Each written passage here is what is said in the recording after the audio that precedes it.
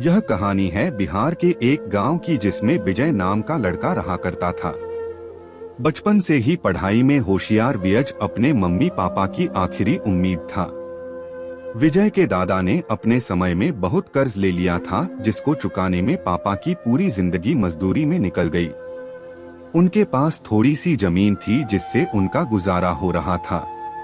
पापा की तबीयत मजदूरी करने से खराब रहती थी, पर पापा विजय को इस बात का एहसास नहीं होने देते थे। विजय को पढ़ाई में इतना होशियार देखकर उसके मम्मी पापा ने हर वह काम किया जिससे वह विजय को पढ़ा पाए। विजय की कॉलेज की पढ़ाई खत्म हो गई थी और वह एक छोटी सी नौकरी करने लगा जिससे उसका खर्चा निकल जाता और साथ में वह कलेक्टर बनने की तैयारी भी कर रहा था। विजय अपने वक्त का एक मिनट भी फालतू नहीं गुजारता था। विजय ने पूरा समय पढ़ाई और नौकरी में ही लगा दिया।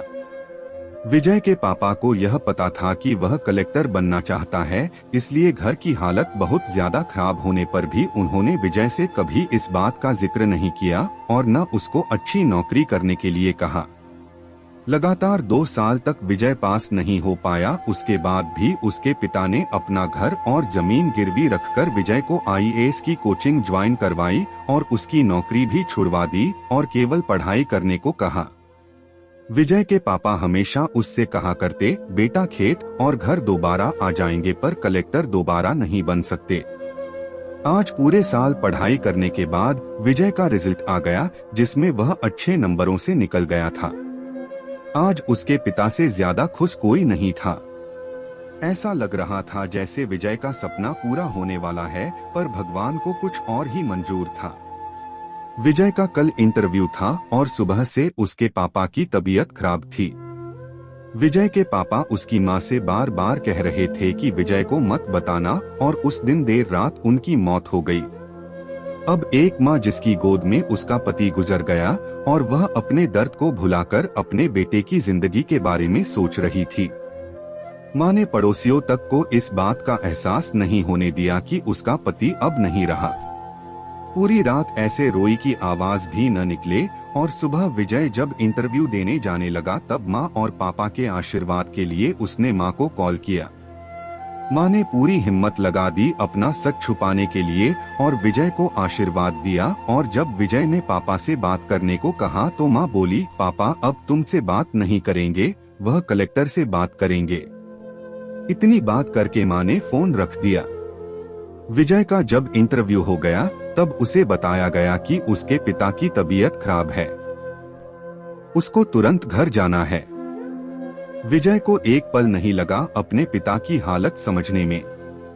घर पहुंचकर पिता के पैरों में गिरकर वह जोर जोर से रोने लगा और कहने लगा, पापा उठो, देखो मैं कलेक्टर बन गया।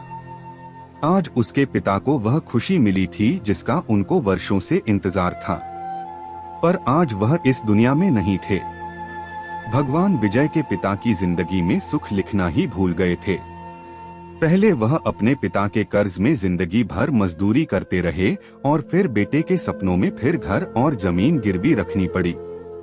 वह जिंदगी में कर्ज लेकर आए और कर्ज लेकर चले गए। विजय के पिता को भले ही जिंदगी में कुछ हासिल न हुआ हो, पर वह अपने लड़के को इस काबिल बना गए कि वह अपनी 7 पुश्तों को बैठे बैठे खिला पाए। विजय की माँ ने जो उस रात किया जिसको करने का जज्बा बहुत कम लोगों में होता है। जब विजय कलेक्टर बनकर घर आया तब माँ ने विजय से कहा, बेटा तुम आज इतने बड़े बन गए हो कि हाजरों गरीबों का भला कर सकते हो। जब भी तुम्हारे सामने कोई गरीब मदद मांगने आए तो अपने पिता और मेरे बारे में सोचना। मैं तुम्हारे बराबर पढ़ी लिखी और समझदार तो नहीं हूँ, पर इतना जरूर जानती हूँ गरीब आदमी की बहुत मजबूरी होती है। तुम कभी किसी का बुरा मत करना। शिक्षा। दोस्तों, इस कहानी से हमें यह शिक्षा मिलती है कि वक्त कितना खराब हो हम उसे बदल जरूर सकते हैं। माँ और बाप के एहसानों को हम कभी नहीं उतार सकते हैं, पर हम अपने कर्मों से उनकी इच्छा जरूर पूरी कर सकते हैं। आपने पढ़ा कि कैसे विजय के पिता का जीवन लग गया उसे कलेक्टर बनाने में। जब भी कोई किसी पोस्ट पर या जीवन में बहुत ऊपर किसी पद पर पहुंच जाता तब उसमें बहुत सारे लोगों की मेहनत और त्याग लगता है। जब हम 2 मिनट में किसी को अच्छा या बुरा कह देते हैं, तब हम उसके जीवन का संघर्ष भूल जाते हैं। किसी अधिकारी, नेता या बिजनेस को बुरा भला कहने से पहले उसके पीछे की मेहनत और त्याग के बारे में जरूर सोचें।